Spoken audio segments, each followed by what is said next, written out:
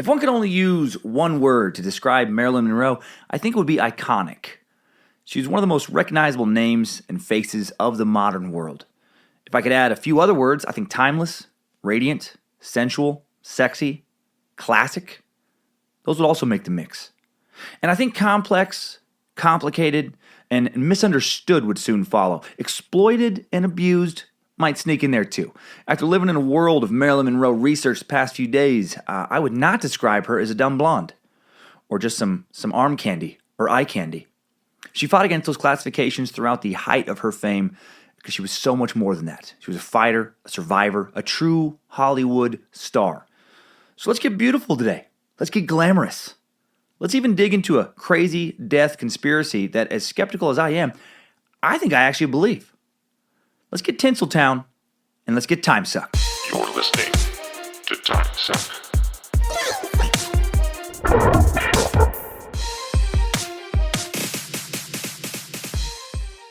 Hi, everybody. Happy Monday. I'm Dan Cummins, and you are listening to the Timesuck podcast. A fan in Cleveland, Shayna, pointed out that over 30 episodes in, I still hadn't ever thought to introduce myself, like every other host of every other show in the history of ever.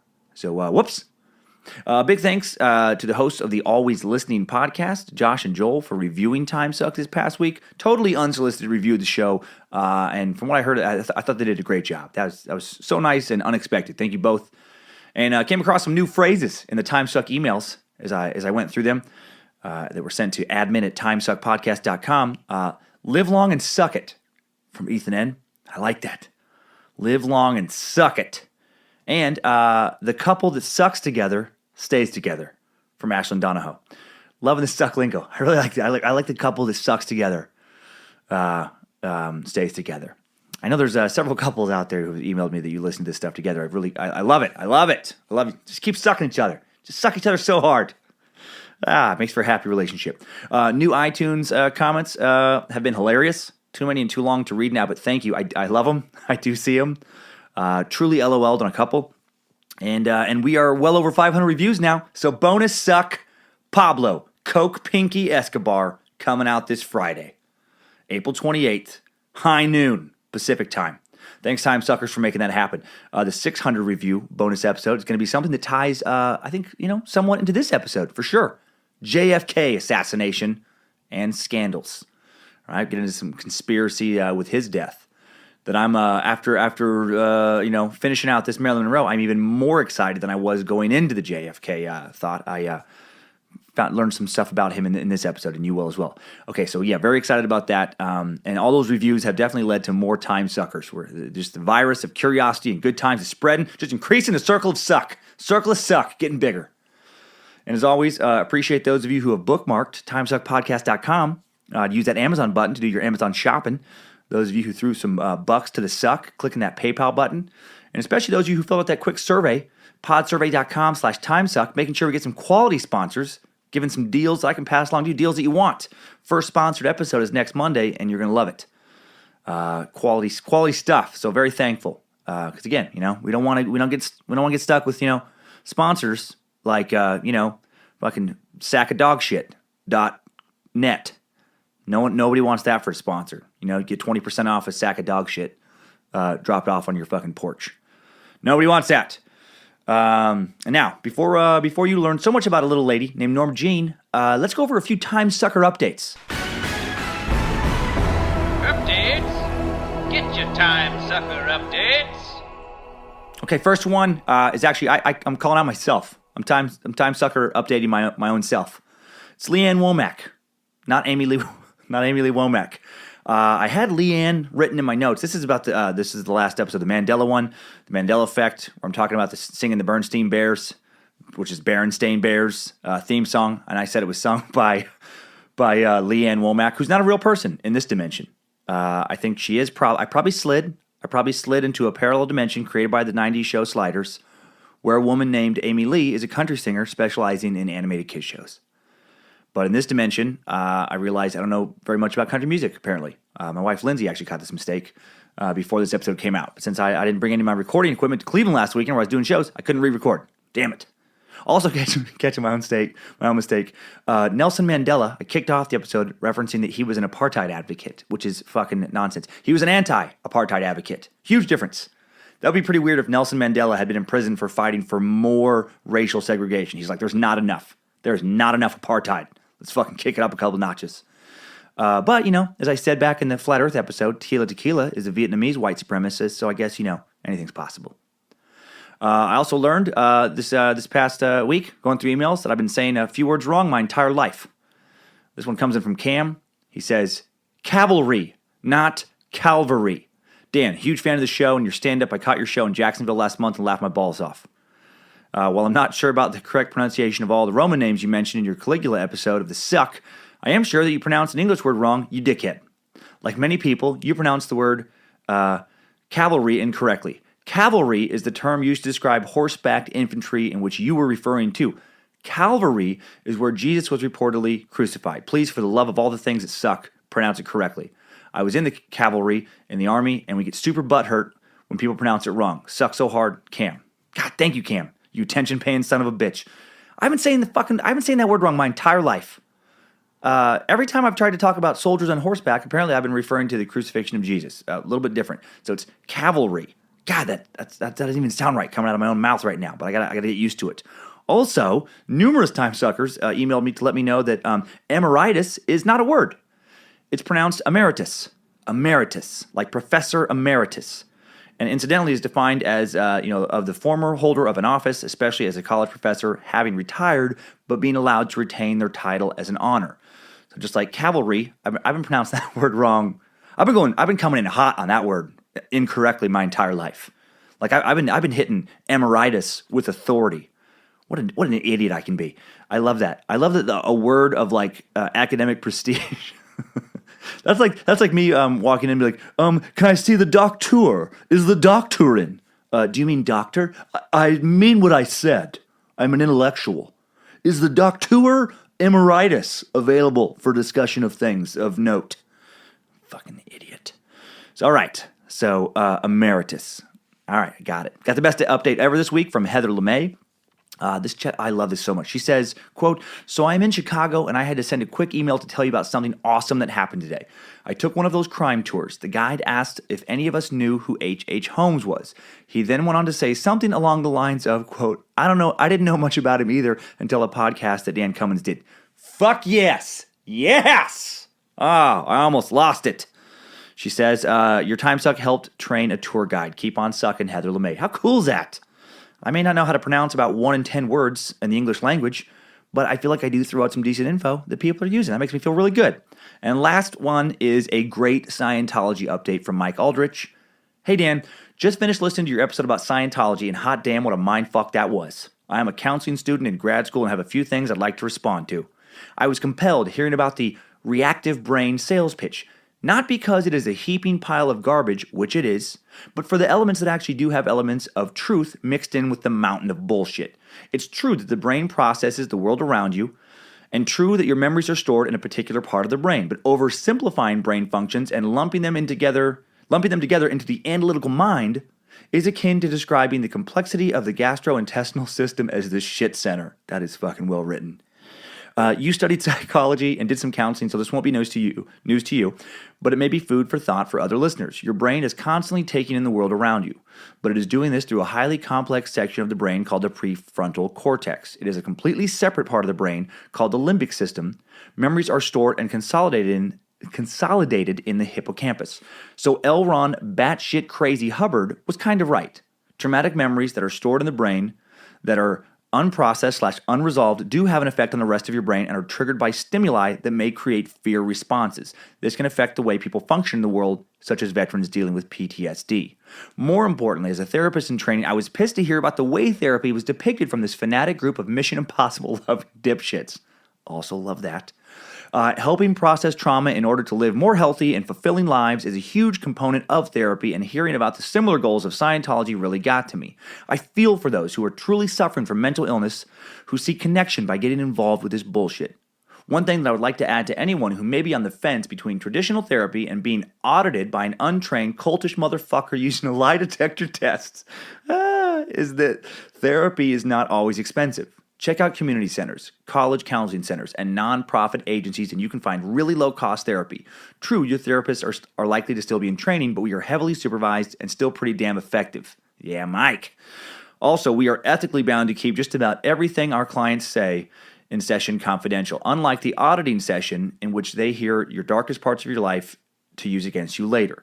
This email is way too long, a time suck in itself, but I just wanted to get my thoughts out to you. I'm a huge fan of the show, and I'm constantly impressed and entertained by the way you blend your great humor and thorough factual research. Keep on sucking, brother. Mike Aldrich. Oh, man, thanks, Mike. As much as I've joked about bad therapists, I do believe, man, there's a lot of good ones out there, too. You sound like a great one. And, and counseling can be very helpful in certain situations.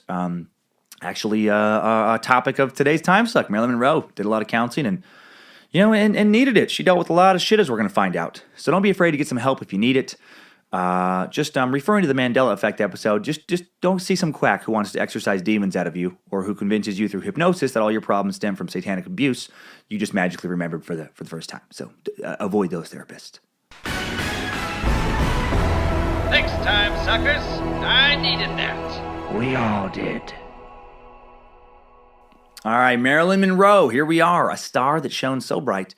She makes more in death than most current stars make while alive. Her estate rumored to still make somewhere north of $5 million a year. I found on some websites, actually, they put the number as high as $17 million. So a lot of money she's still making. All those t-shirts and collectibles, and they're adding up. Ask Google who the most famous actress of all time is, and Marilyn Monroe comes up number 2, right behind Audrey Hepburn and right before Meryl Streep. Personally, I think Google got it wrong. According to the Guide to United States Popular Culture, as an icon of American popular culture, Monroe's few rivals in popularity include Elvis Presley and Mickey Mouse. No other star has ever inspired such a wide range of emotions, from lust to pity, from envy to remorse. Art historian Gail Levine has stated that Monroe may have been the most photographed person of the 20th century, and the American Film Institute has named her the 6th greatest female screen legend in American film history.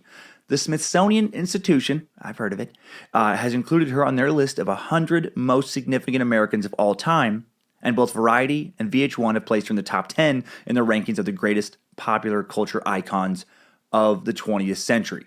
But other than being famous, other than being sexy, other than being the female face of the 1950s, do you really know anything about Marilyn Monroe?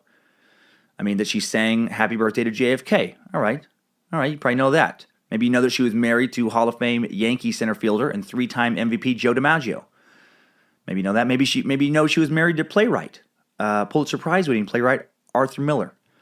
Now, I really didn't know much, even though my own daughter is named Monroe. For the record, before we even dig into this, I want to be clear, my Monroe is not named after Marilyn Monroe. I think personally it'd be a little creepy to name your daughter after a sex symbol. No, my daughter is named after one of her mom's ancestors, a dude named Monroe, actually. Yeah, I guess that was a thing at one time. Dudes being named Monroe. I did take my daughter to see Marilyn's star on the Hollywood Walk of Fame, though, and she did put her hands inside of Marilyn's handprints in front of Mann's Chinese, or Grauman's, whatever, Chinese theater in Hollywood. She was definitely more interested in Marilyn's star than any other. Any kid that's ever looked around a 50s diner knows who Marilyn Monroe is. You know, I mean, that's her face is just recognizable. You know, to me, her face is synonymous with movie star. And you're really going to get to know her well in this Time Suck. So let's start at the beginning. Let's start with Marilyns Birth and move on up from there, up into her initial stardom with the Time Suck timeline. Strap on those boots, soldier. We're marching down a Time Suck timeline.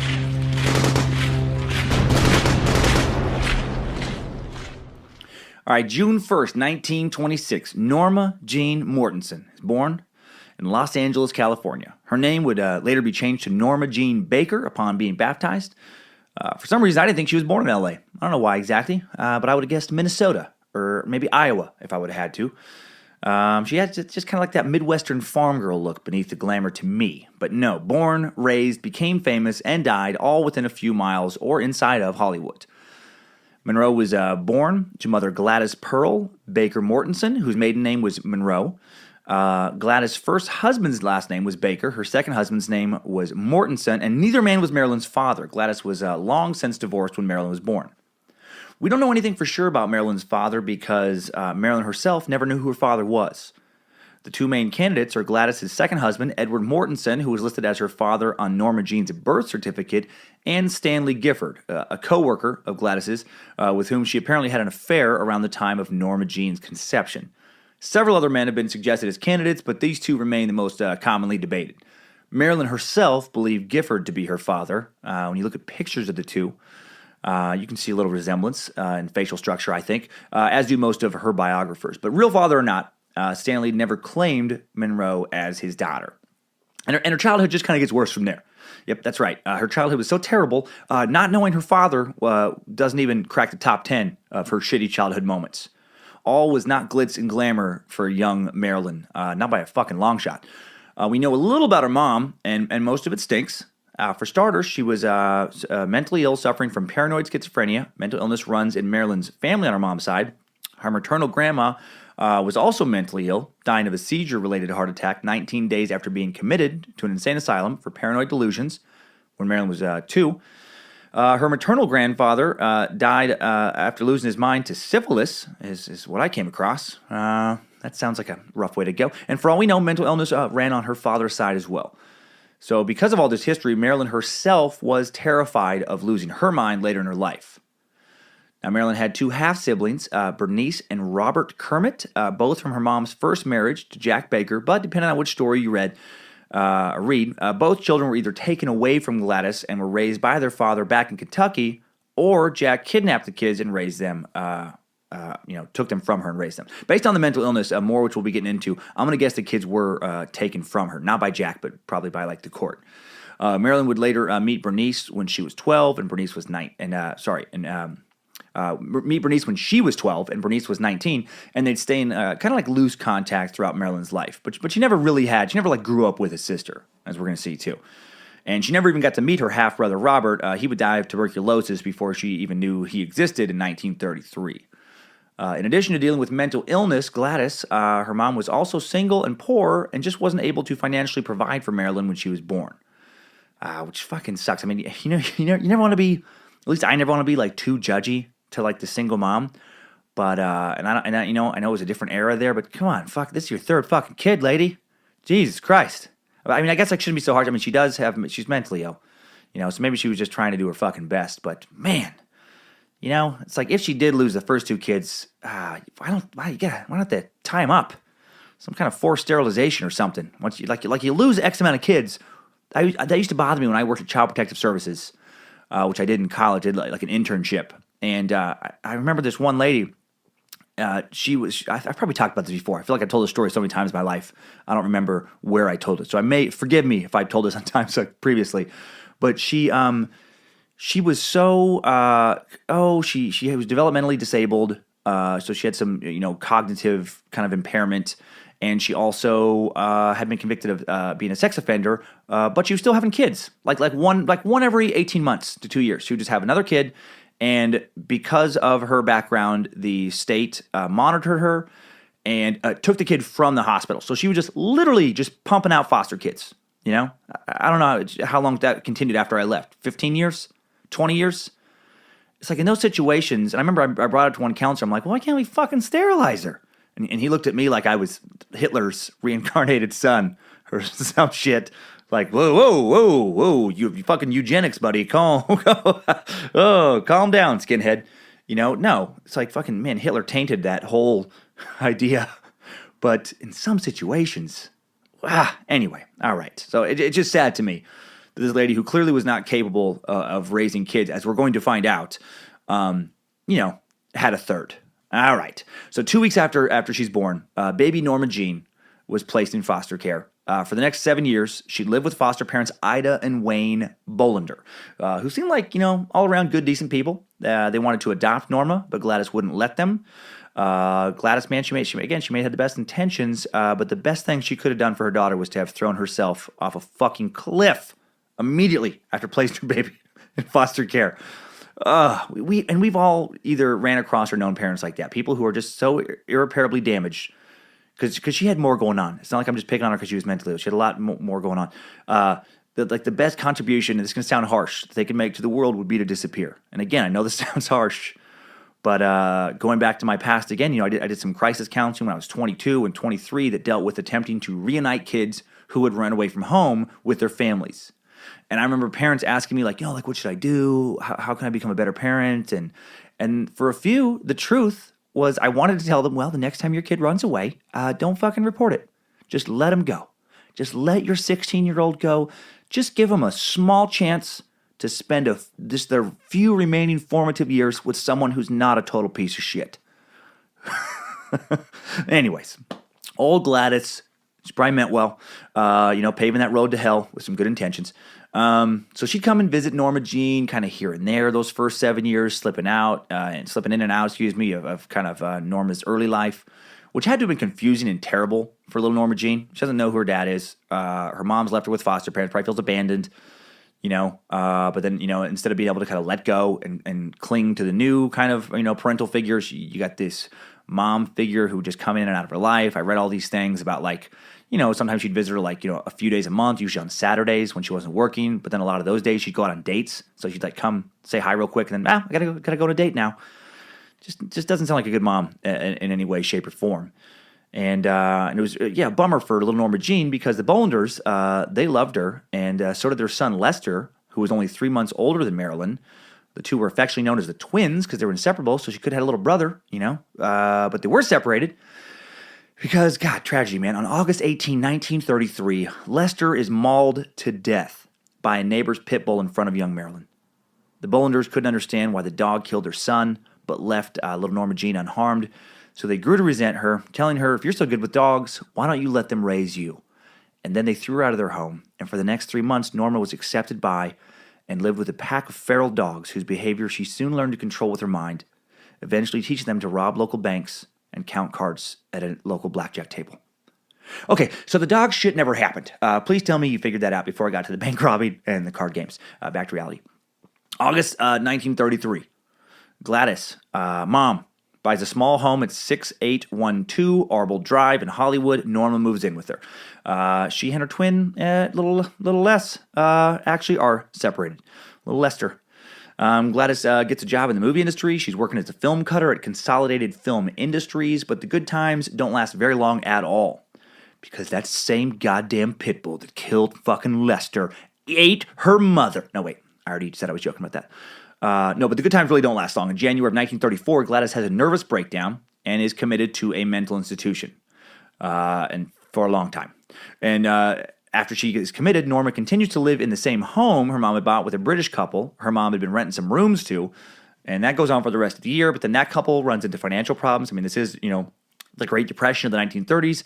They have to return to England, so then she goes to live with some neighbors.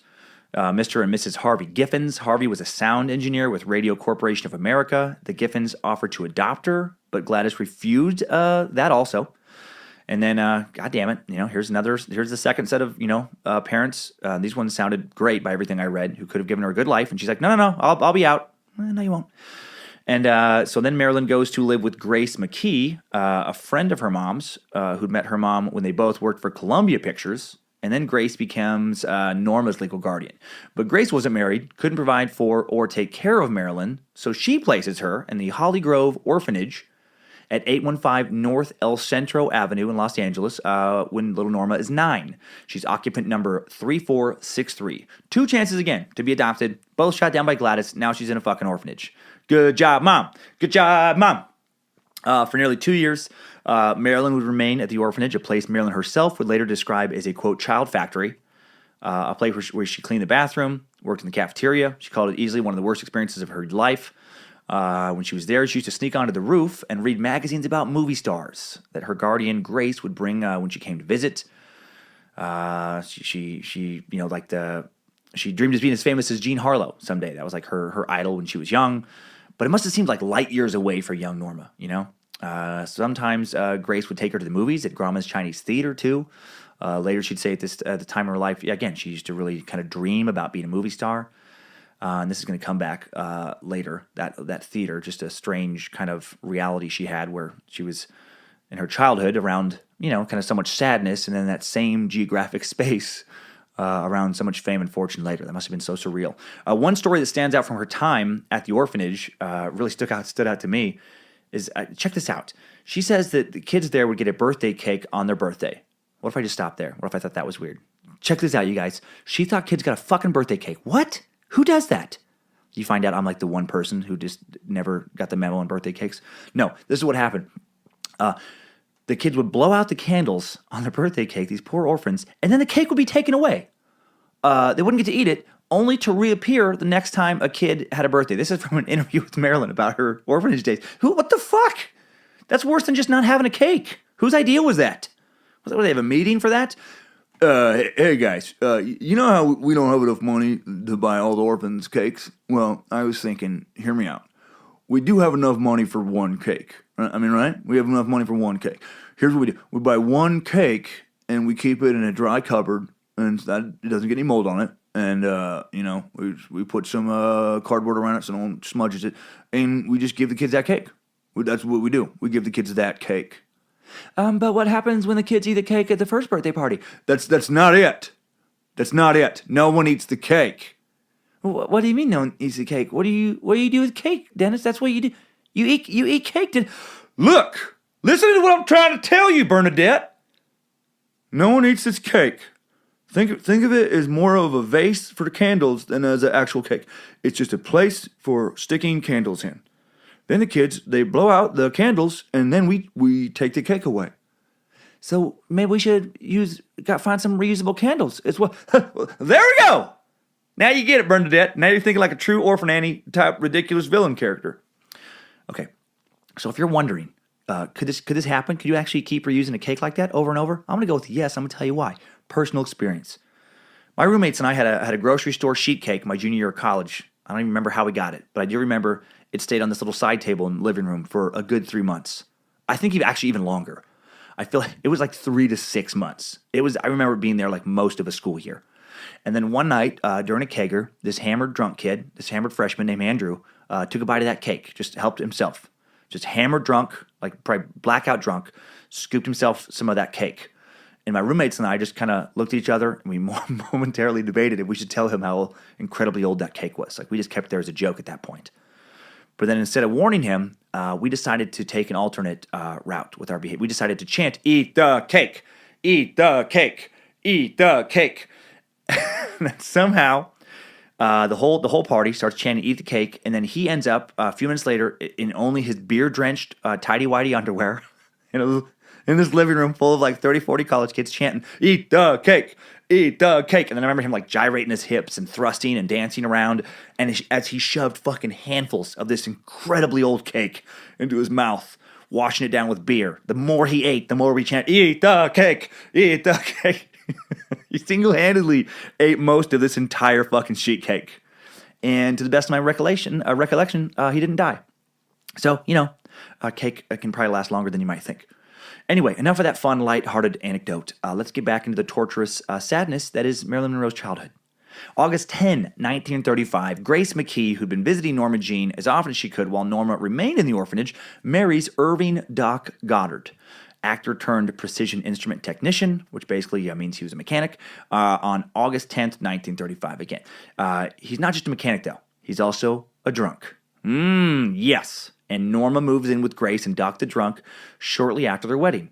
She's taken out of the child factory and dropped into the molestation pit. Yep. Late 1937, Marilyn tells a therapist later that when she was just 11 years old, Doc came home drunk one night, stumbled into her room, and sexually assaulted her. Awesome. Right after fucking getting taken from the orphanage. Jesus Christ. So Norma told no one, but Grace must have suspected something because she sent Norma away shortly after that to live with Norma's great aunt, Ida Martin, in Compton, California. Pre-Dr. Dre Compton, mind you. They weren't sipping on gin and juice, weren't rocking those 64 Impalas there just yet. It's a quiet suburb. Also, Norma later revealed this wasn't the first time she'd been molested. She claimed that a neighbor molested her when she was living with the Bollanders when she was 6 or 7, and that shortly after that, a cousin had touched her inappropriately as well. All this before junior high. Shortly after moving in with Aunt Ida, she alleged a neighbor girl also molested her. Her early childhood just a complete shit show. Okay, so fall of 1938. Let's move there. Her stay with Aunt Ida is short-lived. In that fall, she moves again, this time to live with guardian Grace McKee's aunt, Anna. Different aunt. not by blood. And Anna on Nebraska Avenue in the Sawtell neighborhood of Los Angeles. And incredibly, Anna seems to have little to no interest in either molesting Norma or allowing her to be molested. Actually, she was very kind to Norma. Norma began to dream in earnest of being an actress while there. Anna encouraged her, telling her she was going to be a big star. And then, sadly, in front of Marilyn, Anna was whisked away by a pack of feral pit bulls led by their three-legged, eye-patched first-in-command Bojangles. And Anna was never to be seen again. No. Actually, it was Anna who told Norma she believed that Stanley Gifford was her real father and that her mother had recently tried to escape from a psychiatric care facility to see her, but then had been transferred to a more secure facility in San Francisco. Man, Mom's having a lot of her own problems. Gladys is lucky she hadn't been institutionalized a few decades earlier, or as those of you who listened to my Insane Asylum episode know, she would have been lobotomized already by old Dr. Icepick McBrainstabber. September 1941, Norma, still living with Aunt Anna, enrolls in Van Nuys High School, and then a year later, Anna is deemed too old to care for Norma until she graduates. And rather than return to the orphanage, 16-year-old Norma does the next best thing. She drops out of high school and marries her high school boyfriend, James Doherty. There we go. James Doherty, the 21-year-old former football star and school president who had a great job at Lockheed Martin. I should note here that in the 1940s, being a 21-year-old dude dating a 15 or 16-year-old girl was normal, as opposed to now where it's unequivocally creepy. You're not going to find out your high school sophomore daughter is dating a 21-year-old former high school sports star and current go-getter. Nope. If she's doing that, she's going to be dating a 21-year-old dirtbag who got picked on in high school and is kind of making a living playing online poker or some shit. Side note, I know some high school kids do listen to this podcast. If you do want to make it in Hollywood, if you want to have even a snowball's chance in hell as making it as big a star as Marilyn Monroe, and I know that old phrase doesn't make sense, but you have to drop out now and you have to get married, okay? It's the only way. Drop out of high school, get married.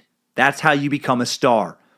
And the rest of becoming famous and wealthy, just kind of works itself out once you do that. June 19th, 1942, Marilyn, just barely 16 years old, married for the first time, and Anna helps plan and pay for the wedding. Her mom sends her best wishes from the mental institution. Old Doc is unable to attend. He's already made plans to molest another family member probably that day. Busy schedule, By all accounts, her new husband, Jim, seems like a good dude, and he at least is happy with the marriage. The young couple goes fishing at Sherwood Lake. They ski at Big Bear Lodge, occasionally go to the movies, go dancing. Jim Doherty's recollection of this period suggests they led a carefree and fun-loving existence. Marilyn, on the other hand, recalled in a 1956 interview that she made a suicide attempt during this time, so not as happy for her.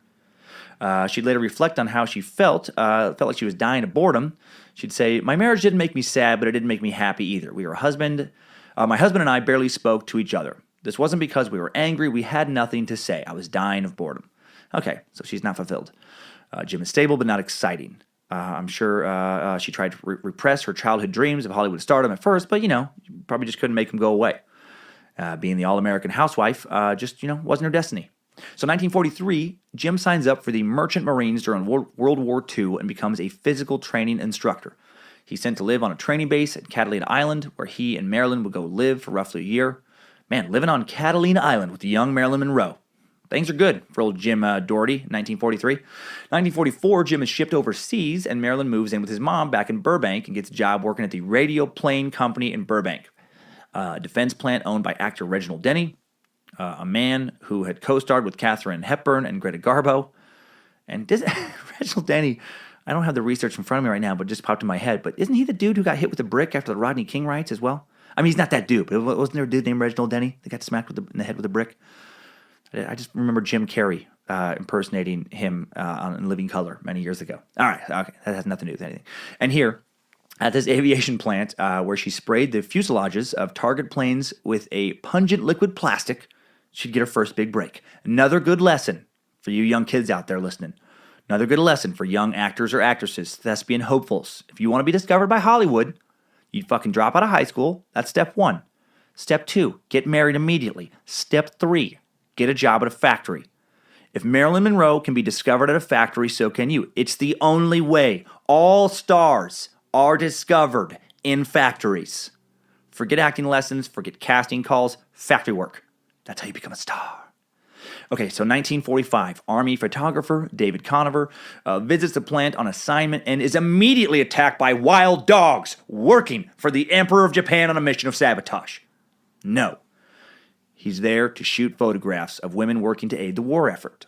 He's searching for someone to boost the morale of the boys overseas, and that's when he discovers 18-year-old Norma Jean Doherty, who was so hot, her hotness stood out even when wearing company overalls. That's hot. That's what we call overall hot, which is, one of the highest forms of hot. It's, right under human skin vest hot. If you can wear a vest made out of human skin from people you've killed personally and still be hot, you're the hottest form of hot. Anyway, David asked her to model for a series of photographs for Yank magazine. Yank magazine. That sounds like a euphemism. I'm sure it's like about Yankee, but the eighth grader in me is like, Yank magazine. All right. What was their sister publication? Tug Journal? Okay. Conover's appealing shots of Norma Jean resulted in her first magazine cover and led to her career as a model. Having never felt a sense of belonging in her early childhood, Norma Jean now knew exactly where she belonged. In front of the camera. In front of the camera. That's where I belong. One thing led to another, and more photographers began working with Norma, who still worked at the plant during the day and would do her shoots on the weekends and at night. And she soon signed with Blue Book Model Agency in Los Angeles, began lightening up her hair at the request of photographers, moving from her natural brunette color slowly and surely to that platinum blonde we all know now.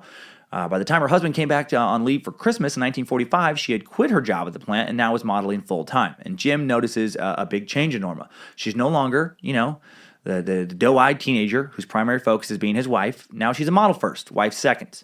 And that might seem normal now for in the post-feminist world. In the feminist world, in the world after, the post-feminist kind of and the movement of the 60s and 70s. Jeez, I can't talk. But it was atypical for sure in the 1940s. Jim's career wasn't the only career that mattered anymore, and things began to fall apart. When he shipped back out to sea in early 1946, they were effectively done as a couple. She stopped sending him letters. A few weeks later, filed for divorce. By the end of 1946, the divorce was finalized, and Norma's modeling career begins to really take off in earnest with the rise in popularity of pinup girls. I love pinup girls. The pinup look has been the look I've always found sexiest when it comes to modeling. Big smiles, heels, curvy physique. Such a fun mix of sexiness and innocence, that look. I've always preferred the pinup look to the high fashion model look. To me, pinup girls are way sexier than runway models. Give me a Suicide Girl look over an Elle cover girl look any day. The pinup look conveys, to me, a sense of fun-loving, carefree, good times, as opposed to the cold, unattainable look of the high fashion model. So I get, man. I get why it became popular. Love it.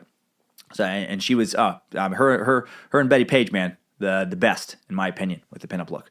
So in 1945, 1946, Norma Jean Doherty does a ton of pinup shoots.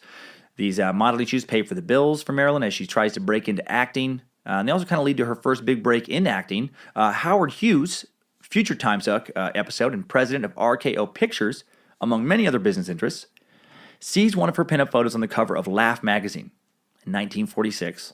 And wants to meet her to gauge her interest in appearing on film. Then her agent parlays that interest into interest from other studios, like a bidding war, and she gets a deal at Fox Studios. Fox casting director Ben Lyon helps the original blonde bombshell, or had helped the original blonde bombshell Jean Harlow get her career going in the 30s. Marilyn was a huge fan of Jean, so this must have been awesome for her. And reportedly said when he saw Marilyn, it's Jean Harlow all over again. He knew she had star potential right away. After getting approval from a few other Fox execs, Norma gets her first film contract in 1946 for $75 a week for 6 months, at which time she would be reviewed and possibly signed for another 6 months. Now, $75 a week may not sound much now, but that was solid money back in 1946. You carry that over into a year, that's $3,900 a year when the average household income was $2,600. So it's not like wealth, but it's solid money. Well, Ben Lyon also supposedly changed Norma's name in 1946. He didn't like the sound of Norma Jean. He remembered a stage actress from the 20s whom he had long admired, a musical performer named Marilyn Miller. He liked the alliteration. He liked the name Marilyn would suit Norma's new glamorous identity as a Hollywood starlet. Instead of Miller, Norma suggested her mother's kind of family name, Monroe, as a last name.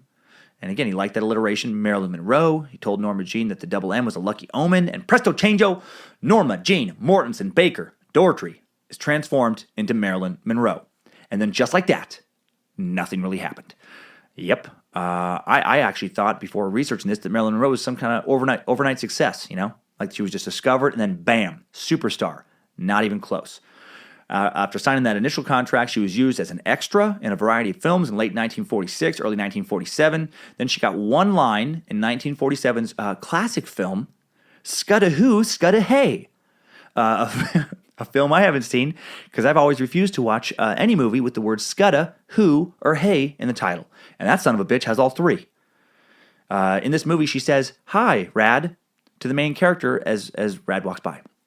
That was her one and only line in the movie. The character's name being Rad, by the way. Very, very different if she was like, "Hi, Rad." Because then, in addition to being, a poor piece of dialogue, that would have been proof of fucking time travel, since no one was saying Rad in 1947. Well, that one line was cut from the film, but she was given another role immediately in 1947's Dangerous Years. She was given 14th billing in a movie with 15 actors, and then Fox dropped her. Yeah. Incidentally, given 13th billing in that movie was a certain one-eyed, three-legged pit bull, Bojangles. That dog would go on to redefine Hollywood's depiction of fictitious three-legged, one-eyed canines I keep annoyingly bringing up forever. 1947. Out of work, Marilyn turned to theater to try to gain some acting experience to convince the business of the Hollywood to give her another chance. She landed one of the lead roles in a lighthearted spoof of Hollywood entitled Glamour Preferred in the small, now-defunct Bliss Hayden Miniature Theater in Beverly Hills. But while there, she ended up hurting her back due to constantly having to crouch in the tiny theater. It had a 4-foot-tall ceiling, and the stage was only 3 feet wide. But it was said, quote, "If you can act in miniature, you can act for the big time." And, quote, "If you can play teeny tiny, you can play larger than life." And, quote, "If you can work small, you can work Hollywood Avenue, billboard, tall." All right, I'm guessing miniature refers to the limited number of seats at this theater, not an actual tiny building. She appeared in at least one other production at Bliss Hayden and then took acting lessons at the Actors Lab, or I can only assume actors were continually forced to play scientists. Of course, the scientist part is also nonsense, but however, taking lessons at the lab nearly did ruin her career. During the anti-communist paranoia of the early 1950s McCarthyism, actors feared to be communists, could be blacklisted and banned from working in entertainment, and the founders of the Actors Lab had that happen to them. Unreal. It's such a fucking weird era, man. The early 50s McCarthyism. That whole thing in entertainment where they just, suspected people of having communist agendas. Most of them did not. And even if they did, what the fuck? How is that going on? It's a fucking free country. You should be allowed to have a communist party in America, right? It's free. If people if the majority wants to move towards communism, then I guess that's what we're fucking doing. Not that I agree with that, but it's just crazy to me when they do things like that in America. It's a free country as long as you fucking agree with our corporate interests. And then when you don't, less free. We're going to go with less free. All right, 1948, hard work and grinding it out at the theater pays off for Marilyn. 1948, she's given a second chance. She signs a 6-month contract with Columbia Pictures.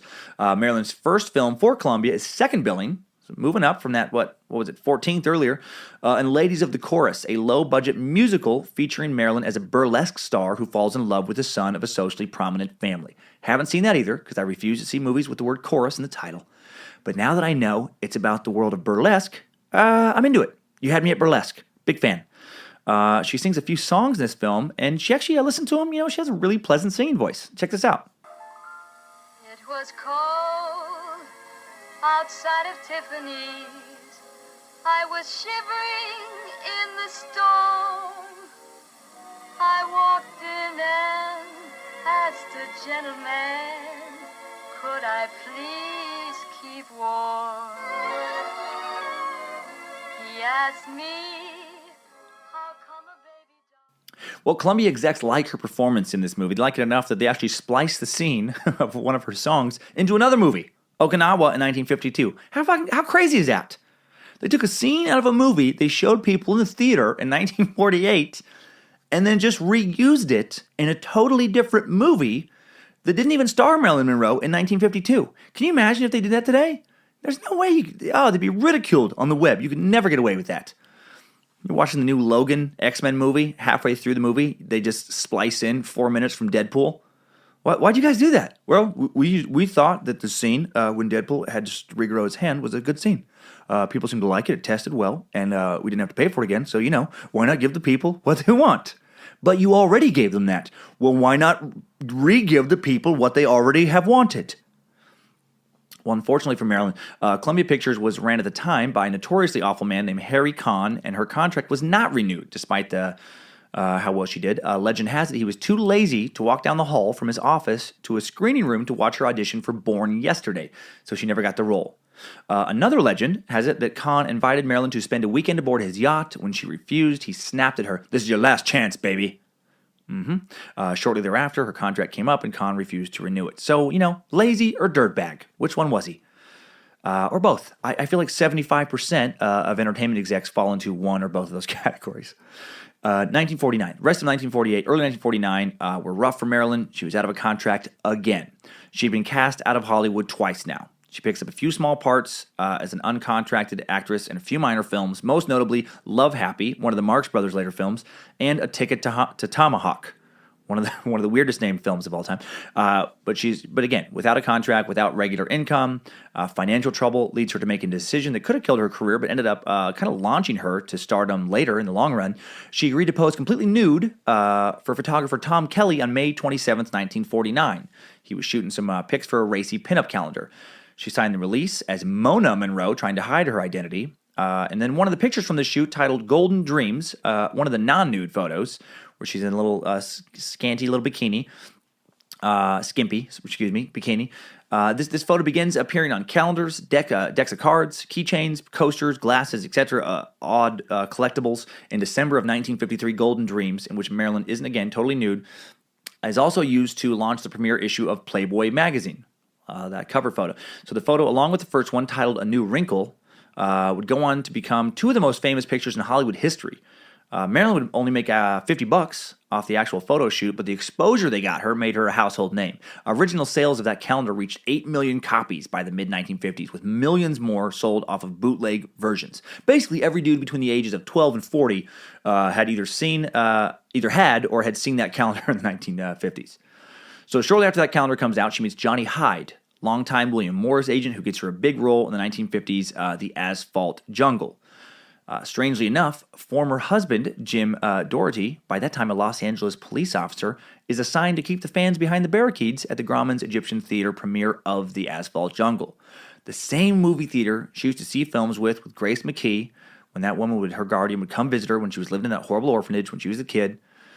She didn't attend the premiere on the advice of her agent. Maybe he knew Jim was there, but what a strange experience that must have been for her, right? To have a triumph like that, to premiere, like that, this film she has a prominent role in front of the man, that she had walked away from in the marriage, at a place where she would go to escape the orphanage as a kid.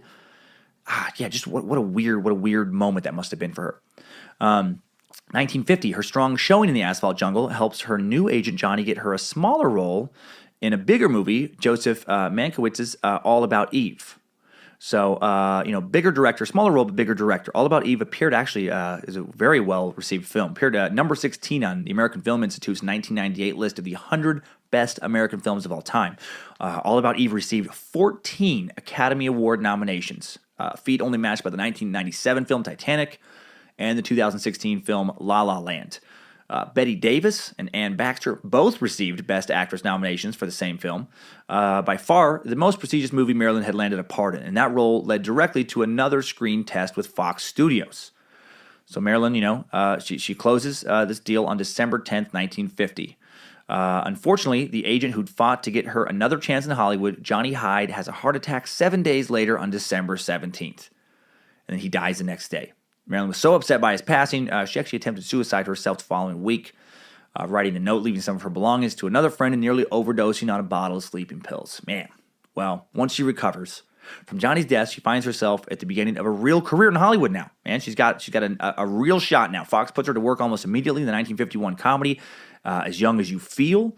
Critics praise her performance. The film does well at the box office. Color photo of her is featured in Life magazine. She's asked to be presenter at the Academy Awards ceremony. Her inclusion as a presenter was probably based on her appearance that Johnny got her in All About Eve, one of the most prominent feature films, again, that previous year. Marilyn presented the Oscar for outstanding achievement in sound recording to Thomas T. Moulton for his work on All About Eve. And then Fox immediately puts her in another movie, 1951's Love Nest. And now she was successful enough to start getting the hate and jealousy she'd get the rest of her career. TV personality Jack Parr had a secondary role in Love Nest, and he's one of the first of her co-stars to speak unkindly about her, and kind of these along the same lines that a lot of people would. He comments that he saw Marilyn carry around several books by Marcel Proust while on the set, but he claims that she never read one. She was just a dumb blonde starlet, That stereotype really gets going. Parr says her attempts to become well-read were just mere pretensions, remarking that, quote, beneath the facade of Marilyn there was only a frightened waitress in a diner. What a fucking dick he sounds like there. Parr's opinion, although echoed by other people throughout the years, I think is bullshit, He apparently did not know that during the production of Love Nest, Marilyn was enrolled in some adult extension program at the University of California at Los Angeles, UCLA. Jack Parr himself never attended any college courses at all.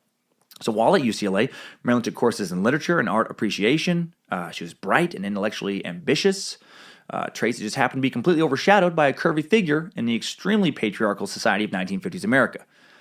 And then also in 1951, such a big year for Marilyn, she landed a new contract at Fox for 7 years now. Huge contract, all right? Never have to worry about money again for the rest of her life. And then last but not least, before we hop out of this timeline, 1951, also a huge year for one Michael McDonald. It's the year he was conceived in Ferguson, Missouri. He'd be born on February 12, 1952, and in 1983, he would join forces with two-time Academy Award nominee and brother from another mother, James Ingram, to sing the smash hit Grammy Award winner for Best R&B Performance by a Duo or Group with Vocals, Yamo Be There. Yamo be there, Yamo be there, whenever you call. You, Scott McDonald. Good job, soldier. You made it back. Barely.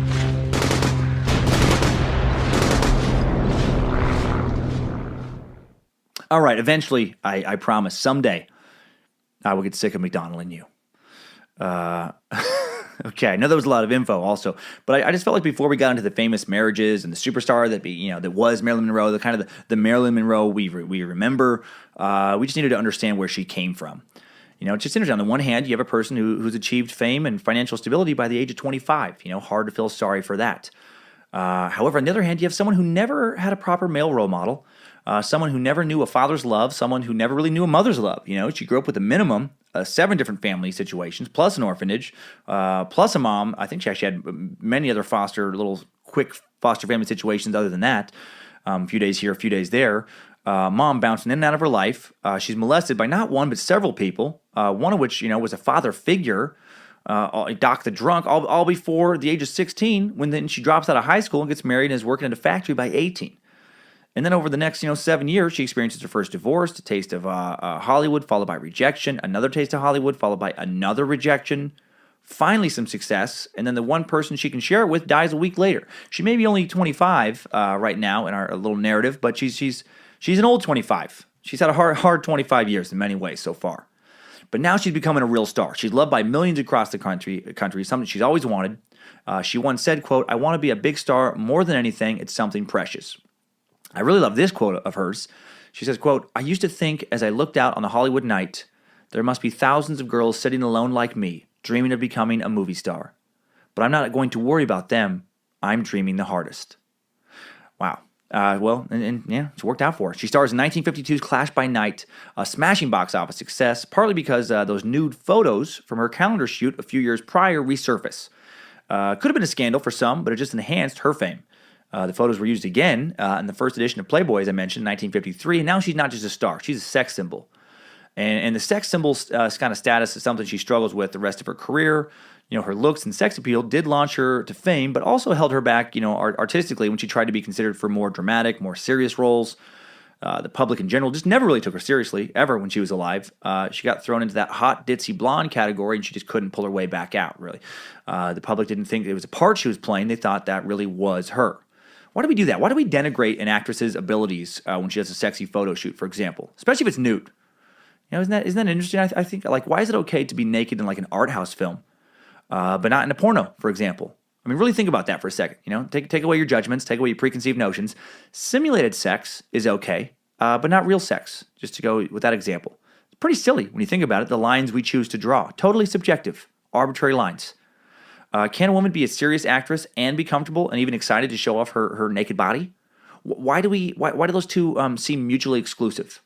I don't know. It just reminds me of some models I worked with when I hosted a morning show for Playboy's TV channel. And if you're surprised hearing that Playboy recently had a TV channel, so was I when I got the audition. Now, were some of the Playboy models I worked with on that show incredibly dumb? Yeah, just people in general can be incredibly dumb, for sure. Were some of them extremely intelligent? Yes, they really were, yeah. I was surprised by how many women who asked me about the show when I was working on it seemed more offended that I thought some of them were really intelligent as opposed to being offended by me thinking that some of them were not very intelligent. It's almost as if it just didn't seem fair to some people that women could be hot, sexually uninhibited, and intellectual. Well, I met some intelligent, talented, beautiful women working there who also happened to love getting naked. Were they exploited? Sure, but willingly. And no more exploited, in my opinion, than a dude who poses naked. No more exploited than a professional athlete who becomes promoted by TV networks who then don't pay him for the extra promotion they're doing. Promotion that makes the network execs more money. Like, Hugh Hefner, I don't think, didn't exploit young, attractive women with Playboy any more than like Roger Goodell exploits young male athletes in the NFL. It's kind of the nature of entertainment to be exploited on some level. The attitude that all nude models are somehow victimized is kind of absurd to me. That's giving too much power to nudity, just a fucking body. We have that. I've heard that argument too. Get the fuck over it. Heard arguments about how low self-esteem of nude models and strippers. How bad it really is. And in Marilyn's case, I mean, she did clearly have daddy issues. She did have low self-esteem. But is that why she chose to model nude, or did part of her like it? Did a part of her enjoy being an exhibitionist? And I always wonder, in these situations, do people feel bad? Do these women feel bad and have low self-esteem because they're posing nude? Do they feel bad because they're having sex on camera in that previous example, or do they feel bad because society's harsh judgment of those choices, which is two very different things? Does dancing naked for the viewing pleasure of others, being objectified by, others, being a victim of the male gaze, does that make someone feel bad? Or does knowing that other people, not in the strip club in that example, think that you're trash make you feel bad? That judgment. Again, very different things. Is the activity or the judgment of the activity the thing causing the poor self-esteem?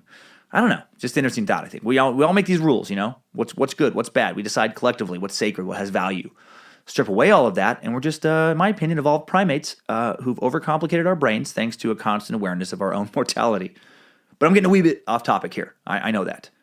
I just think Marilyn's later struggles to be taken seriously were directly related to our society's judgment towards embracing one's sexual nature. Would Meryl Streep be considered as good of an actress if she looked like Heidi Klum or Giselle, or if she'd posed in Playboy or some other, nude magazine? I doubt it. Even if everything else was the same, even if her roles were played exactly the same way, everything else being the same, if she would have, posed nude or just been, more sexy, I don't think she'd be taken seriously. Anyway, Marilyn Monroe did want to be taken more seriously. Acting classes, she started getting into those, pretty heavy. She studied method acting, tried a lot of acting coaches. She even at one point worked at a fish packing plant to prepare for a role. And this was the height of her fame when that wasn't common to do things like that. She moved to New York, began taking acting classes with Constance Collier, attending workshops on method acting at the Actors Studio run by Lee Strasberg. Strasberg was one of the, if not the most influential acting coach of his day. Born in 1901 in Austria-Hungary, raised in the Lower East Side of Manhattan, he was a genius at analyzing an actor's performance, a stern and cold taskmaster as well. Short, bespectacled, and intense, he wasn't, recalled student Ellen Burstyn, one for small talk.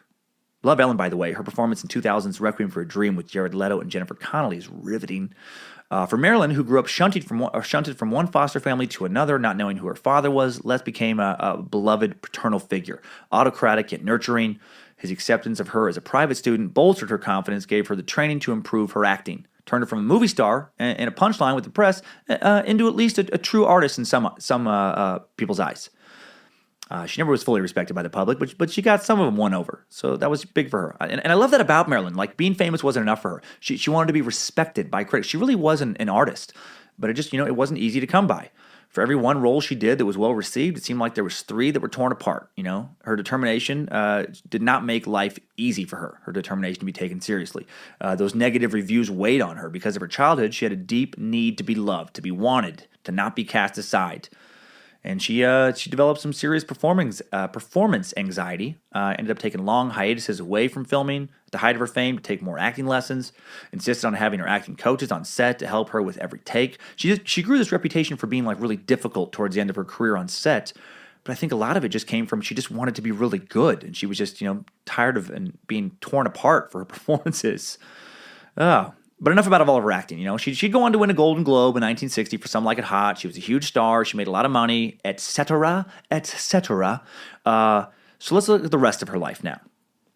She had numerous affairs, flings, brief relationships after her first marriage ended in 1946, but wouldn't commit to a truly serious relationship again until 1952 when she met Joe DiMaggio, legendary Yankee center fielder who just retired the previous year.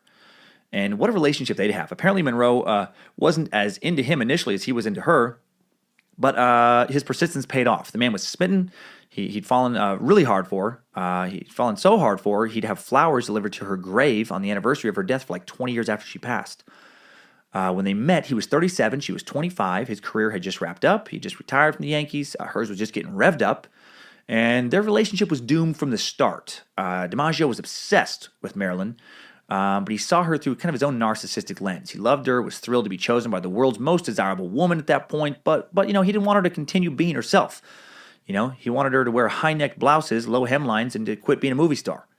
A friend commented on how delusional Joe was about what he expected from Monroe. It's, quote, "Here's this young, beautiful woman on the verge of becoming one of the most successful and famous actresses in the world, and she's going to give all that up to make lasagna for Joe and spend her days changing diapers?"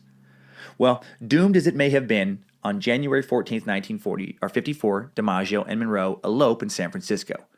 The marriage apparently had ground rules laid down by Joe from the start, rules that Marilyn agreed to, probably out of some kind of daddy issues, to be honest. She was always drawn to older men. She wanted someone to protect her, lay down some rules. Well, here's Joe's rules. DiMaggio had to approve all of her future films. Monroe was never to be semi-dressed. She had to break out of her dumb blonde typecasting, a point she agreed with there, and she wasn't to outshine him, basically. When she did, he'd sleep in another bedroom and go days without speaking to her.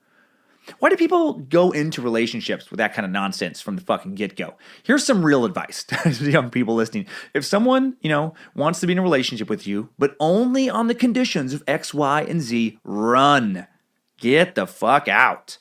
They should be looking for a partner, not a project. And if you feel like you need to be someone's project, you're not ready for a relationship. Go get your shit together on your own. Go fix whatever you need fixing, whatever you feel like you have to fix. But then don't fix whatever you really don't want to, and find someone who loves you kind of as is. Well, apparently, Joe wasn't just controlling, he was physically abusive. His son, Joe Jr., recalled being woken up one night by his dad and Marilyn's fighting, saying, quote, "I was asleep downstairs, and I woke up to the sound of my father and Marilyn screaming. After a few minutes, I heard Marilyn race down the stairs and out the front door, and my father running after her. He caught up to her and grabbed her by the hair and sort of half dragged her back to the house. She was trying to fight him off, but couldn't." Yikes. Also, some real advice, ladies listening, if a dude puts his hands on you, they tend not to stop, right? Do any research you want on that, but don't think, oh, he was just really mad one time. Now, when a dude crosses that line and starts smacking you, get the fuck out. Fuck that guy. Like, seriously, just out. Okay, 9 months in, Monroe could take no more. In October 1954, she files for divorce, citing mental cruelty. Apparently, the filing obliterated Jolton Joe for the rest of his life. Marilyn Monroe was his singular obsession. He dated girls who looked like her, and this is so weird. This is the weirdest thing I found on everything I researched about Marilyn. Rumor has it, DiMaggio spent $10,000 on a life-size sex doll made in Monroe's image. 1 year after Monroe filed for divorce, he allegedly showed it to a stewardess he was seeing and said, "She's Marilyn the Magnificent. She can do anything Marilyn can do except talk." How fucking crazy is that if that's true? And how powerful was her sexual attraction? If it was, she turned one of the greatest baseball players of all time into a doll fucking maniac when she left. My God. Okay. Well, Monroe takes a break from serious dating after Joe dollfucker DiMaggio and did something that I think is super cool. She opens her own production company in 1954, Marilyn Monroe Productions Incorporated. A thing very common for actors and actresses now, extremely uncommon back then. I think Monroe actually was the first actress to do this. I mean, there may have been a few actors that did something similar, but Marilyn Monroe Productions was established with 101 shares of stock. Marilyn controlled 51 shares. Her business partner, Green, controls the remaining 50. Her function was to star in the film selected by the company, while Green was going to conduct all the business and pay the bills. And she did this because she wanted a better contract from Fox. It was such a different era back then, the age of studio contracts. A handful of studios controlled every aspect of filmmaking from the 1920s into the 1960s, once the talkies started going. Production, talent, distribution, actors and actresses forced to kind of become company men. Most actors and actresses didn't audition for various roles. They did a screen test to find out if a studio wanted to work with them, and then they were signed to contracts and told what movies they would be in. And Marilyn didn't like this system. She was sick of these dumb blonde roles being pushed on her, roles with no substance. And although she was under contract with Fox, all of a sudden she just refused to accept these roles that they wanted her to take. And she started her own company to produce her own films. Again, extremely unheard of. Fox tries to teach her a lesson by casting someone in place of her in the movie she was refusing to do, casting Sherry North in a 1955 musical titled How to Be Very, Very Popular, and it fucking tanked. Fox comes crawling back, tries offering her other roles, but she ignores those as well. She wants more money, more power of choice in her contract. They try bad-mouthing her in the press now. They take it public. If she wouldn't work for them, they're going to ruin her reputation so she can't work at all. And then in response to Fox trashing her in the press, she holds her own press conference announcing she should be focusing full-time and really pushing her new production company now. And then Monroe's last film with Fox that she had filmed just before this feud, The 7-Year Itch, is released in June of 1955, and it's a huge success. And then Fox is like, oh, hey, Marilyn, we were just kidding. We were kidding about telling everybody that you suck and that you're a terrible person and hard to work with. How about, hear me out, how about we give you everything you wanted? How about we do everything the way you want it? And then you don't continue making movies without us. How about we are so sorry. Please do not leave us. Please, Marilyn, do not leave us. Please come back. So in September, Variety reports that Fox was finally willing to meet Marilyn's unprecedented demands, which included story and director approval, cinematography approval. All right. In addition, her salary was boosted to $100,000 per film. She was allowed to make films, co-produce them with her production company, work with independent producers, work with other studios. And then she signs, another contract with 20th Century Fox on December 31st, 1955. A few days later, the Los Angeles Mirror News prints the following statement. Marilyn Monroe, victorious in her year-long sit-down strike against 20th Century Fox, will return to the studio next month with a reported $8 million deal. Veterans of the movie scene said it was one of the greatest single triumphs ever won by an actress.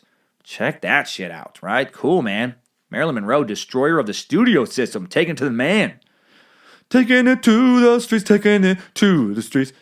Ushering in a new era of the actor-producer. All right. Then, in early 1956, she teams up with Fox and Bojangles to film the box office juggernaut, Bojangles Takes Manhattan, the story of a one-eyed, three-legged dog/fighter jet pilot who's been hired by the President of the United States to take back Manhattan from the clutches of the lizard Illuminati. No. In 1956, Bus Stop is the first film she makes after her hiatus, and it finally gives her the reviews she's wanted. The well-respected Bosley Crowther of the New York Times opened his commentary on the film with, quote, "Hold on to your chairs, everybody," and get set for a rattling surprise. Marilyn Monroe has finally proved herself an actress in Bus Stop. She and the picture are swell. Swell, even. Ooh, throwing swell around. Well, if the Hollywood elite weren't still butthurt about her victory over Fox Studios, a lot of people think she would have won an Academy Award for that film that year. All right, also in 1956, she marries playwright and screenwriter Arthur Miller, the guy who wrote Death of a Salesman and The Crucible, among many other works. Miller was a departure for her as far as her taste in men. She'd had 2 marriages to 2 athletic traditional guys who wanted her to settle down, be a housewife, make some lasagna. She wasn't interested. So she marries a nerdy, academic, left-leaning political type. She really did love the nerds. One of her prized possessions was an autographed photo of Albert Einstein, which included an inscription to Marilyn with respect and love and thanks. So, any nerdy dude, Timesuckers listening right now, you can be a nerd and you can get a gorgeous girl. There's precedent, all right? You can totally be a nerd. Just don't be a fucking teeth, or wearing sweaters and not strong enough to open a jar of pickles nerd. Don't be a gross nerd. Have some respect for yourself. Well, Monroe took pride in being married to an intellectual, one quote being, "If I were nothing but a dumb blonde, he wouldn't have married me." Well, they didn't stay married too terribly long. They divorced 5 years later in 1961. A series of miscarriages strained their relationship. as did Monroe's increasing use of a variety of pills later in her life. Sedatives, tranquilizers, opiates, speed pills, sleeping pills. She's on a lot of stuff. Stuff that didn't mix well with a family history of mental illness. Some suspect she may have been experiencing bipolar symptoms as well towards the end of her life. She was also consuming, if not abusing, a great deal of other barbiturates, methamphetamines, not like meth, but, that was the ingredients. A combination of barbiturates and amphetamines used for depression, opiates, sedative Librium, alcohol. Champagne was a favorite of hers, but she also drank a great deal of sherry, vermouth, and vodka. And then her relationship with Miller was irreparably damaged when she stumbled upon a diary entry of Miller's in which he complained that he was, quote, disappointed in her and sometimes embarrassed by her in front of his friends. Ouch. Marilyn is fucking devastated. One of her greatest fears, that of disappointing those she loved, had come true. I'd be devastated too, man. You think you're safe with somebody and then you find out they're embarrassed by you. That's a tough one to get around. Somebody's diary, that you embarrass them. I think you feel a little used. You question their motives for being with you in the first place if you're so fucking embarrassing. So now she's 35, financially very successful, but struggling with drug use. She's been divorced 3 times now. After her divorce with Miller, she's alone. One of her biggest fears was always to be alone. From her diary is a quote, alone. I am alone. I am always alone, no matter what. Yeah. No dad, no mom. Not really. My mom's still alive, but not a maternal figure. Actually, her mom would outlive her by many years, but she wasn't a mom, just some lady who fucked up her childhood. She has no kids. Sure, she'd taken in Bojangles as a pet, but he was in a foul mood. His acting career had washed up, cataracts in his remaining eye, and he has arthritis in 2 of his 3 last legs. Or two of his last 3 legs. Sorry. Fucking nonsense. Marilyn takes the rest of 1961 after divorcing Miller and wrapping the last movie she'd complete, a movie Arthur Miller had wrote and directed called The Misfits. It was also Clark Gable's last film. He died of a heart attack 10 days after wrapping. Kind of a cursed film, The Misfits. She rekindles a friendship of sorts in 1961 with DiMaggio. Maybe he was calmer towards her now that he'd been taking out his aggression on his Marilyn sex doll. Then in 1962, the last year of her life, she begins filming her last project, a movie that was never finished called Something's Got to Give.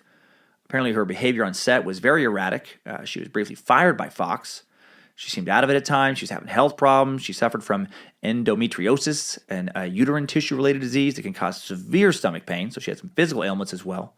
But she did manage to make it to JFK's 45th birthday party on May 19th, 1962, where she sang her sultry Happy Birthday serenade to the notorious womanizer. We've all heard that. Happy birthday, Mr. President. She was rumored to have had an affair with him previously. Monroe biographer J. Randy Taraborelli gives an interesting account of that event. Quote, the glamorous actress first caught Kennedy's eye when she made a spectacular entrance at a dinner party held in his hotel, in his honor at a hotel in New York in February 1962. Actress Arlen Dahl, who was at the event, recalled that the president turned around and you could see that he was immediately attracted to her. Finally, you're here, he said with a big smile. The two supposedly rendezvoused in Palm Springs in late March. JFK friend Smathers believed that Monroe regarded her relationship with Kennedy as much more serious than it actually was. Quote, it wasn't a big thing as far as he was concerned, Smathers explained. To JFK, Monroe was like a lot of pretty girls who had fallen very much in love with the Kennedys, just by being around them a little bit.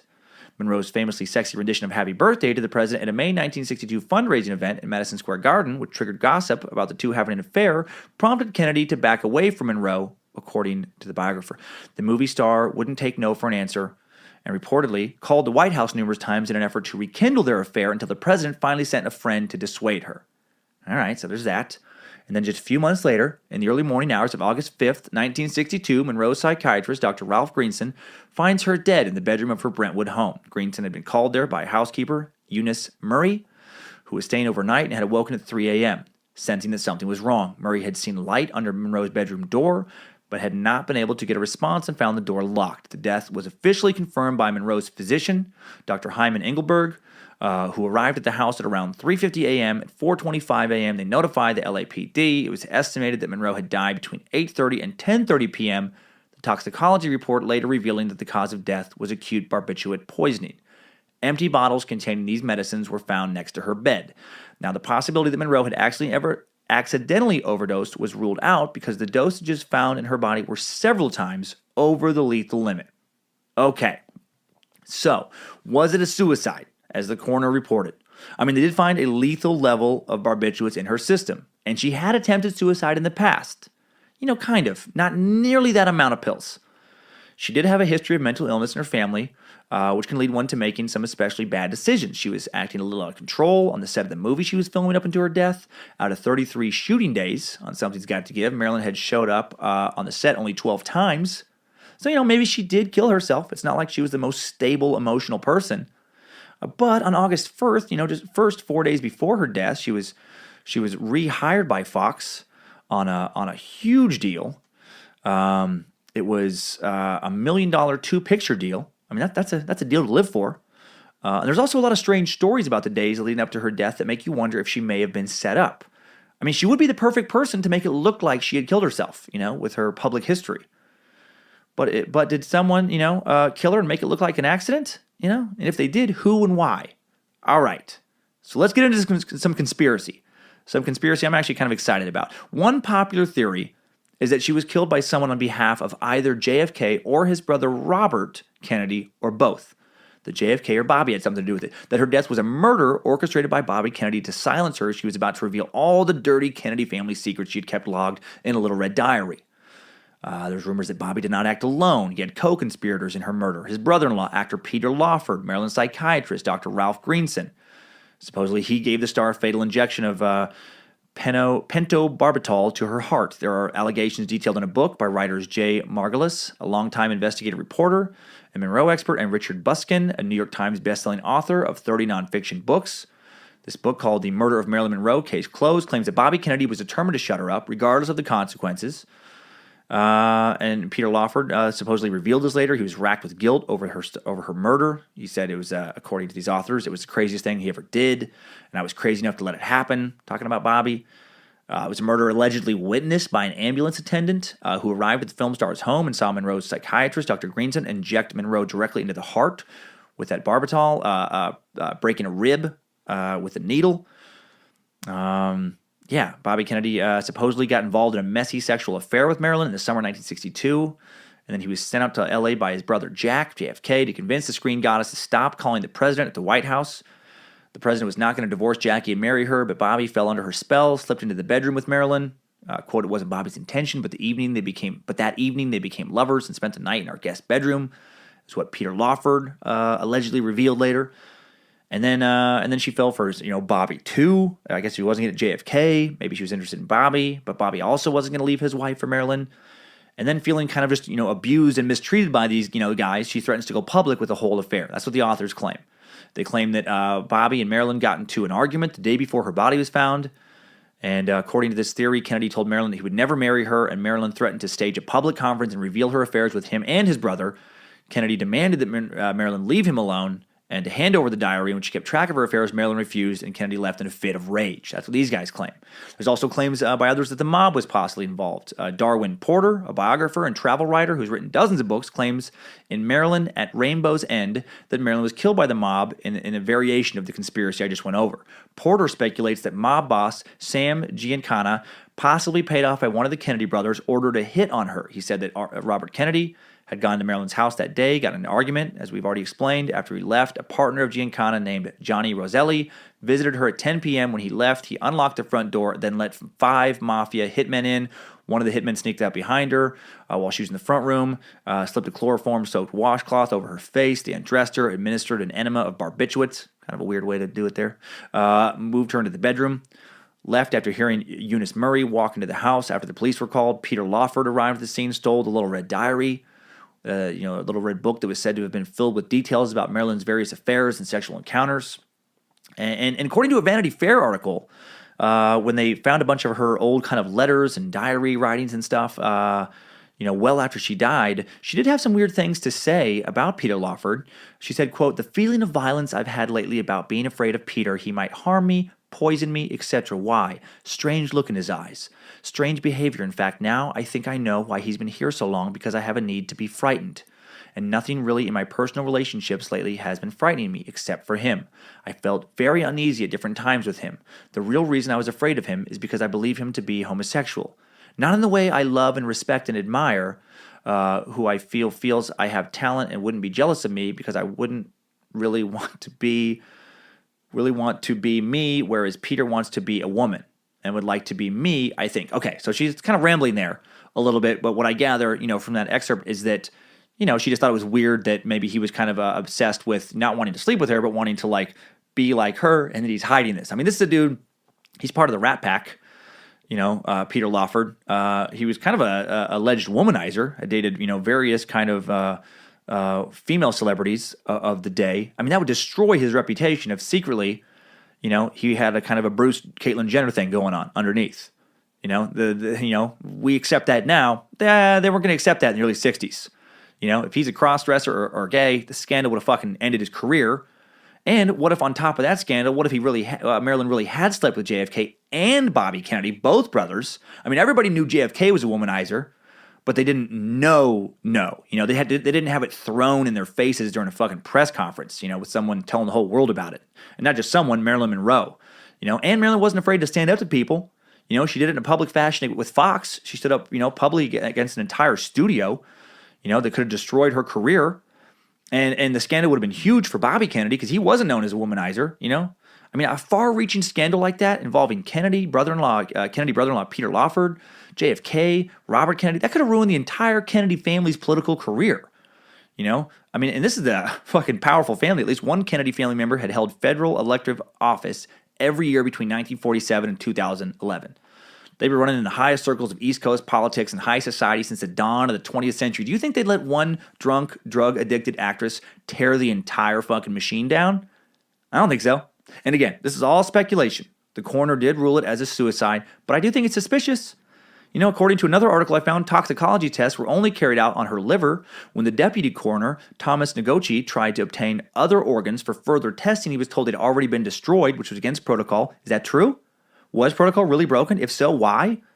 Could the president of the United States have pulled some strings to get something like that done? I think so. Also, Veronica Hamill, an actress who bought Marilyn Monroe's house in 1972, claimed that when she was renovating the house, she discovered an extensive system of wiretaps. Is that true? Why were they wiretapping her if it was true? This is all the McCarthyism and everything's going on. There's weird shit at this era. Finally, the Kennedy brothers were both assassinated. JFK a year after Marilyn in 1963. Bobby 6 years later in 1968. Politicians don't get assassinated very often in this country. Why did two members of the same family get assassinated? Could it be bad luck? Could it be coincidence? Sure. Or were they up to some shady shit and some of it came back on them?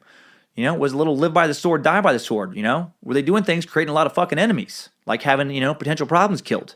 Again, this is a wild conjecture. Adding to it is a recent bunch of Monroe's old mail, though, she kept that has been discovered. One of the letters she kept was sent by Jean Kennedy Smith, younger sister of Bobby Kennedy and JFK. Letter sent to the Hollywood star Marilyn Monroe, and in it says, quote, "Understand that you and Bobby are the new item, ! We all think you should come with him when he comes back east." What is she talking about? Why is she referring to Robert and Marilyn as an item? Were they an item? Was his marriage in trouble secretly, known within the family? Even the head of the FBI, this isn't just, total crazy talk. Hoover, who feuded with Attorney General Robert Kennedy, he wondered about it. In his autobiography, William Sullivan, Hoover's deputy director at the FBI, wrote, "Hoover was desperately trying to catch Bobby Kennedy red-handed at anything he ever did. We used to watch him at parties." Eventually, Hoover did conclude the stories about Bobby Kennedy and Marilyn Monroe were just stories, but he did look into it. What if Marilyn's revelation would give Hoover the ammunition he'd been waiting for to ruin the Kennedys' careers? This is a powerful politician. These are big fucking stakes we're talking about. I wish I could dedicate a month to researching this particular theory, but I don't think I'd really find much more than I gave you. Again, it's all wild conjecture. I could make this a 30 fucking hour podcast about Marilyn Monroe, but nobody wants that. But I'm even more curious now to look into the JFK stuff, man. I'm going to have a special eye towards his Monroe affair when I do that. Bonus suck when we hit 600 reviews. So, okay. Suicide or murder, nothing can take away from the amazing life she did have. All right? Let's end with that. A girl who dropped out of high school at 16 to get married. A girl who never knew her father, who was sexually abused and tossed from place to place like a rag doll. A girl with a mom who would have been better off just abandoning her. This girl scratched and clawed her way into Hollywood royalty, becoming one of the most famous actresses of all time. She defied Hollywood, stood up to Hollywood, and won, changing the way studios negotiated with actors forever. She married one of the biggest baseball stars of all time, walked away from him. when he wasn't treating her right. Married one of the greatest playwrights of the 20th century, walked away from him when he wasn't treating her right. She met Einstein, the Queen of England. What a life. What an amazing person. And when you watch her movies, when you look at her pictures, you get why she became a star. At least I do. People talk about that it quality, in Hollywood. Does someone have it, that special quality, that intangible? I think Marilyn Monroe personified that quality. I mean, you kind of fall in love with her when you see her, She's like some, mythical siren drawing sailors towards the rocks. Despite her fame and beauty and magnetic charisma, though, she still died alone. That's what a complex life she had. Never really found love.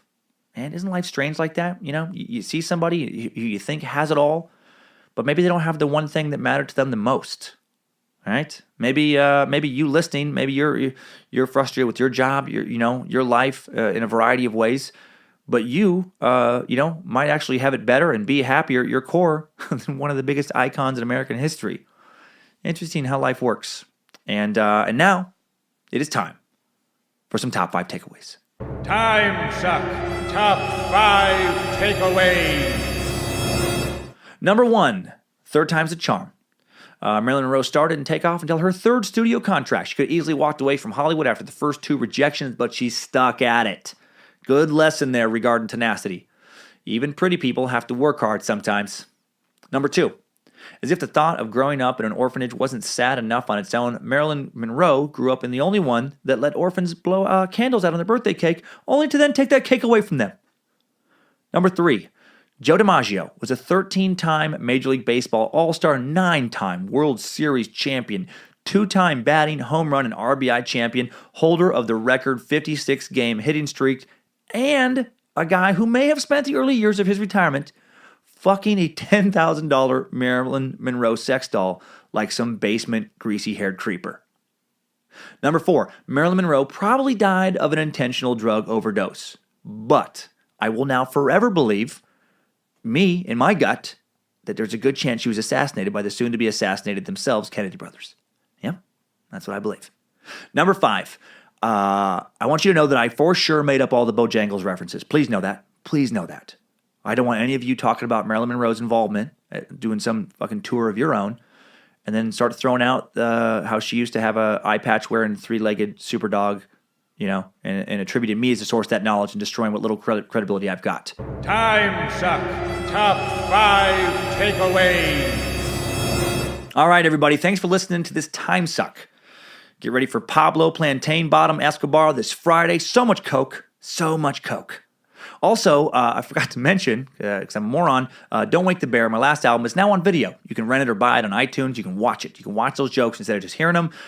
Sorry, it has yet to make it to streaming, and please don't email me about when it might be on streaming, because I don't know. It's the reason this special, I will never work with Warner Brothers Records again going forward. I either get a release deal with a network or I self-release, so I don't end up with another special that I have no fucking control of or no idea what's happening. That being said, I do think it came out well, so if you want to see it, again, you can rent or buy it on iTunes for the moment. And thanks for all the subscriptions. Thanks for telling your friends and spreading the suck. Now, let's ride out on a few Marilyn Monroe quotes, because she has some of the best ones. I'm selfish, impatient, and a little insecure. I make mistakes. I'm out of control and at times hard to handle. But if you can't handle me at my worst, then you sure as hell don't deserve me at my best. A lot of ladies love that one. I like this one. Hollywood is a place where they'll pay you $1,000 for a kiss and 50 cents for your soul. And this one's a little sad, but a great one to hear for everyone who has a daughter. No one ever told me I was pretty when I was a little girl. All little girls should be told they're pretty, even if they aren't. I love that. Tell your girls they're pretty. And one last one, I think is just funny, regarding putting up with her being chronically late and hard to work with. Director Billy Wilder once said, I have an Aunt Minnie who's very punctual, but who would pay to see Aunt Minnie? Goodbye, Norma Jean. And goodbye, you guys. Have a great week, everybody. Talk to you on Friday with that Pablo. Keep on sucking.